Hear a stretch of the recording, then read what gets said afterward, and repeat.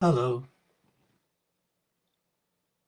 Thursday 29th December, 9 o'clock. And this is the 10th reading of poetry over Yuletide. I actually got out of the house today and didn't get back till late, and then had to rush to cook dinner for us both. So I had not a great deal of time to choose a set of poems. So what I've done, perhaps unwisely, is to open up onto my computer a number of poems written this year. Always dangerous, it being an old computer, that it might seize up altogether. And I don't know which of these I shall read. 7 or 8 or 9 perhaps.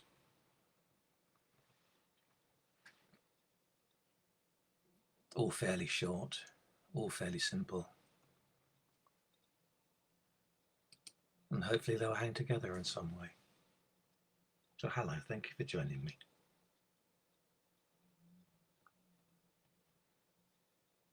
There's a strange thing, neglect of oneself, neglect of one's well-being, sometimes causes us to call down further neglect upon ourselves as a kind of punishment. I deserve to be neglected because I'm someone who neglects myself. Strange logic, but it's there. There's a little something of that in this poem called Blessing, which involves leaving a gift out.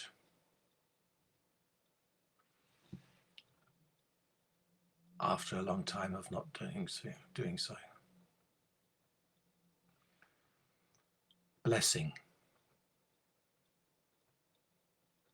In the bureau, filled with rubber bands, the bowl. Cleared it, rinsed with water from the sink. Wine bottle, opened last night, half full. Poured a bit, just a little. Marked it with an X. Givu, the rune for giving. Placed it on their high shelf for the elves. Easy to experience neglect. Call the worse upon oneself. Later, with the sun still high, I shall feign the gods.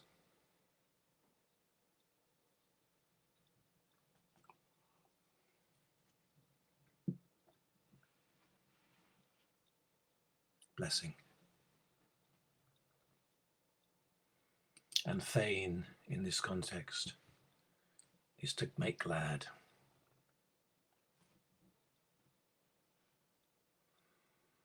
Wondering which to choose next. I think this one, which is the next alphabetically. Called Bubbles.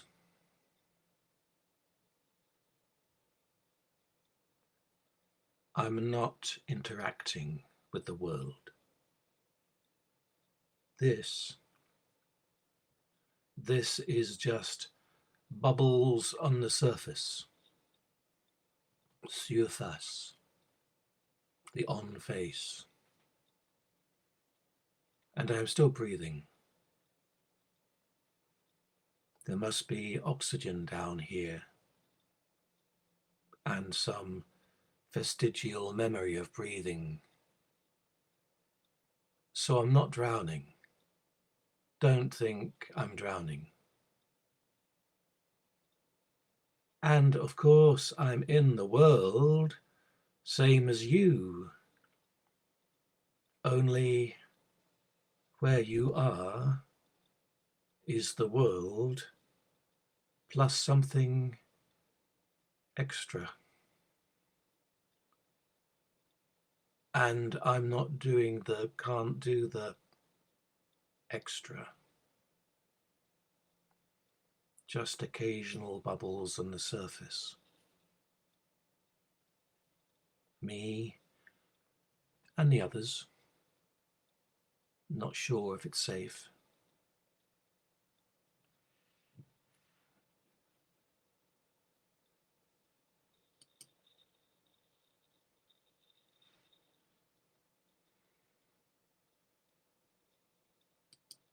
What did you used to do? Yeah. In that space underneath. The thoughts and the stories we tell ourselves. We have the feelings, undefined feelings, and look to make a story of them, to make a drama of them. Strange how to dramatize is often used as some sort of put down. Oh, they're so dramatic. Drama, I'm told, comes from the Greek word to do. And the dramatizing is essentially finding a story, a fable, a picture that expresses the feeling, even if the story's a made-up one. It doesn't matter, it's just receptacle to hold what we can't otherwise say.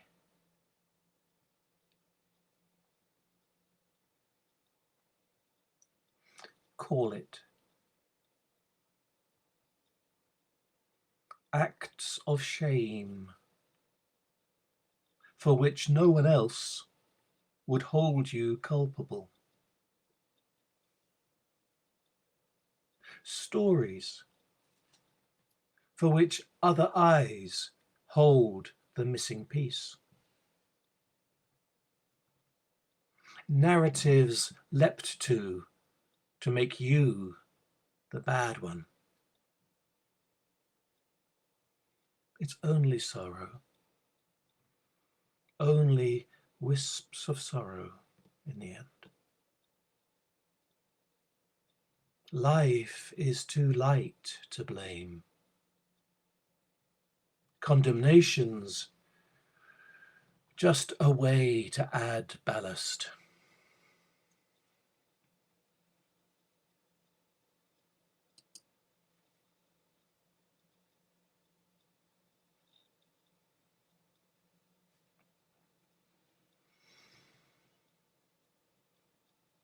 Well, I'd like to read to you now, if I can find it. It should be just here.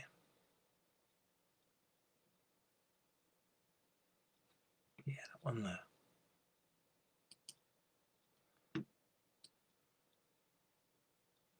In such a place of introspection, of insecurity perhaps, of not knowing quite where you are, who you are, it's often the way that friends will encourage you to come out of your shell, as they put it, to be in company. And they mean it kindly. And sometimes we can bear it, but other times, in spite of their kind invitations, we shy away.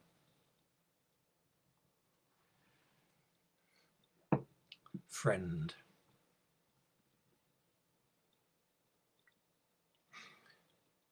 You sought to draw me from the well of true reflection for my own good and out of love. Come, join the party, the festivities.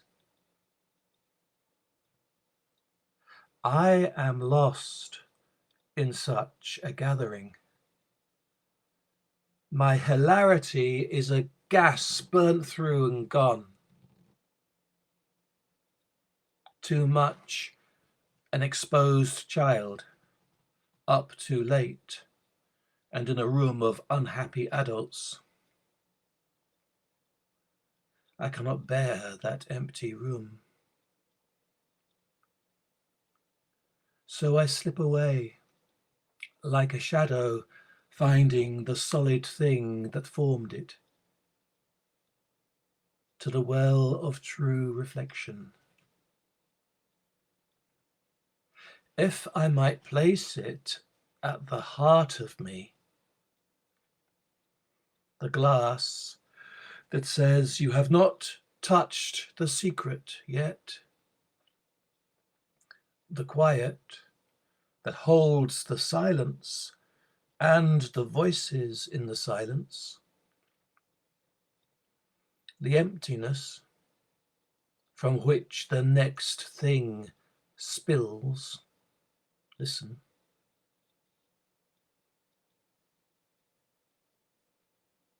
If I could place it at the heart of me, perhaps I could join you in the festivities and have you draw from me.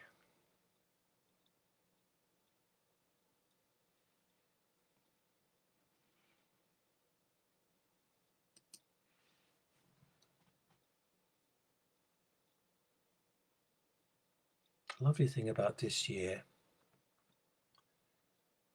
with the particular setup of the garden that we rent in and where the windows are,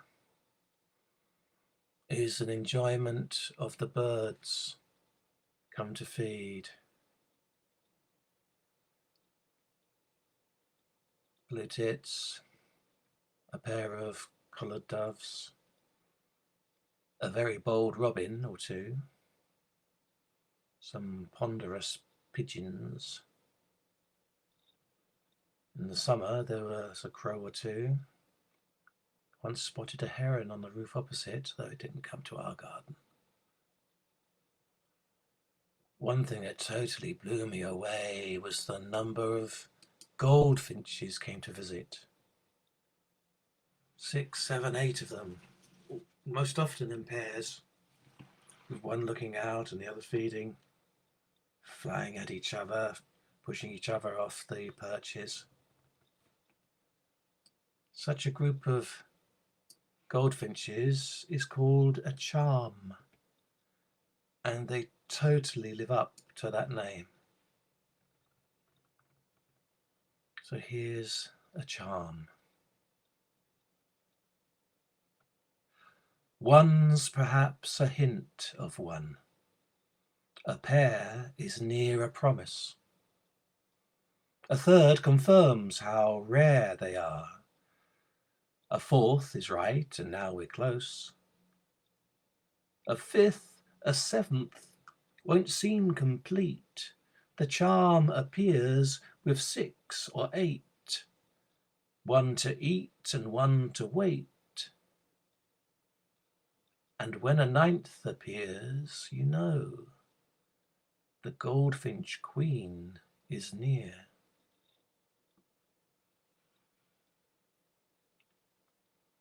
Imagine her flying into her charming court, little crown on her head, to eat of sunflower hearts.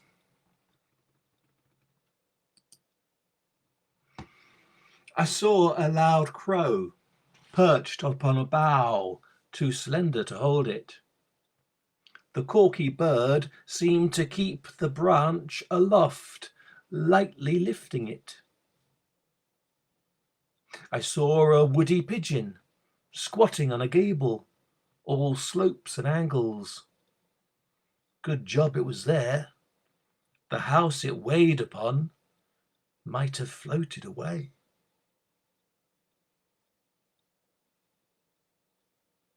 But for the birds.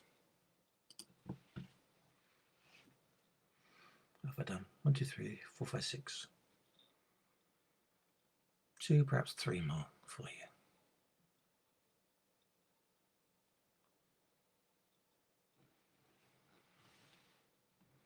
Something on trees, perhaps. Something of Loki.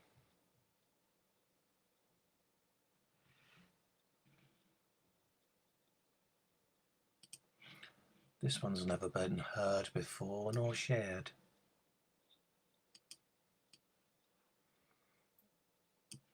It might even suggest a Twitter storm or something like it, but it's called They're Roaring in the Village. They're roaring in the village. Some flash in the pans lit a fire, and they're fighting over which flame and flare has the meaning. Shadows thrown high against the houses. Some have brought an ox to burn, a roast upon a spit. Its turn has more purpose than their spray. And here on the hill, in the barn they'd throw open, we're carving old Aggie, maybe her last, giving them both a moment on the straw. It'll help keep the herd.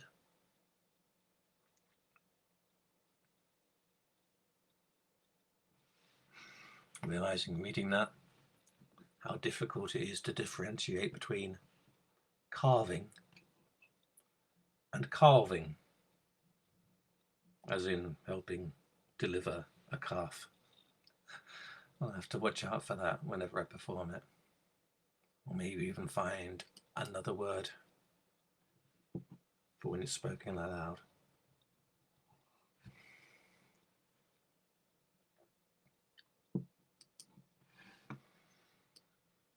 Two more. I think this might be one of my favourites of the year. Inspired by the landscape, the sort of landscape you might find on a Cornish coast or similar, of a cove surrounded by high cliffs, a beach below and the water coming in. Cove. Here, the high cliffs form a shelter, stepped into by carved stairways made by other climbers down, seeking calm. Here is the silence of the skull, so welcome, reverberating bone, held by Mother Rock and offered as a greeting cup. And the sand is as a feather bed to step upon, except cracks and groans reveal the weight you've brung, taken gladly. As you shape from driftwood at the rackline, a thing of truth, to float upon the other truth that comes lapping.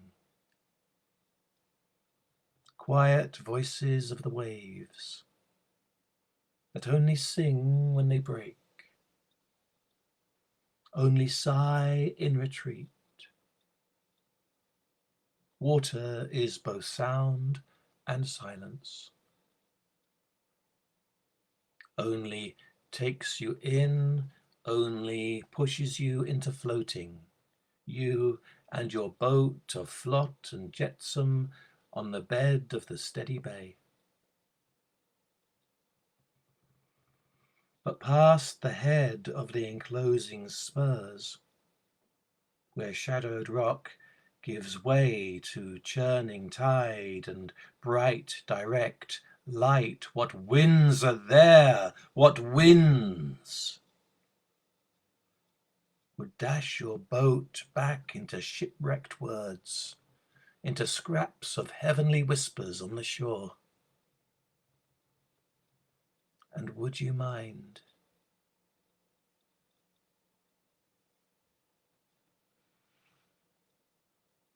Cove. Thank you for joining me this evening. Just got one more to read. The video will then go onto the timeline and will be added to YouTube eventually. Please leave a comment or a hello if you've enjoyed. And I'll see you again if you want some more tomorrow night and New Year's Eve around the same time.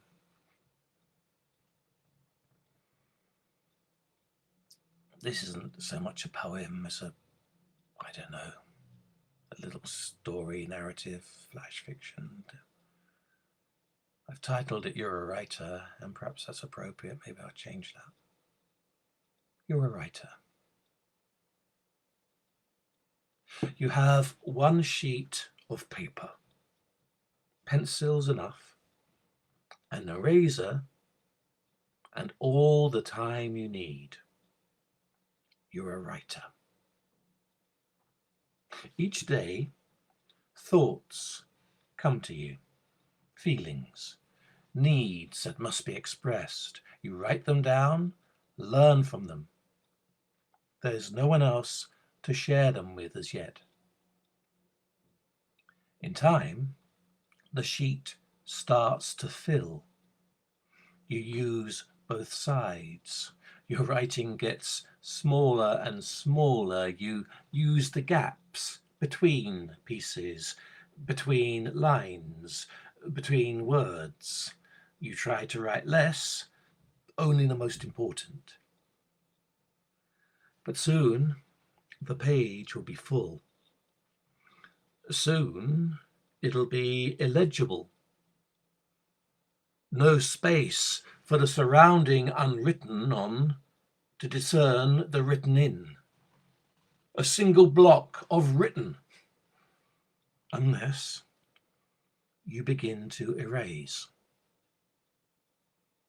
How can you decide? What can be lost? What has less value? How can you choose? Perhaps the biggest lettering. Erase it, write it again, but smaller. Perhaps the repeated, said again later but clearer. Perhaps the poorly worded. Revise it, try new fashions, try to conflate it. The older treasured gem against the newer burning. The shorter pithier or the detailed account. The true record over a fanciful flight. Joy over tears. This I will keep in my memory. Only will I? Always, next day, next minute, the need to write new thoughts, new feelings, new apprehensions. Enough pencils, enough time. And tempted, ever, to simply clear the sheet, erase it all, start over, everything unremembered. Or to keep it stopped, completed, a single block of carbon, holding you all as you write over your word with words that will never be seen. But they're there, at least. And then someone arrives. Your sheet in your hand, perhaps it's blank, or so full that it drips. And they pay no heed to it, staring at you only, reading you.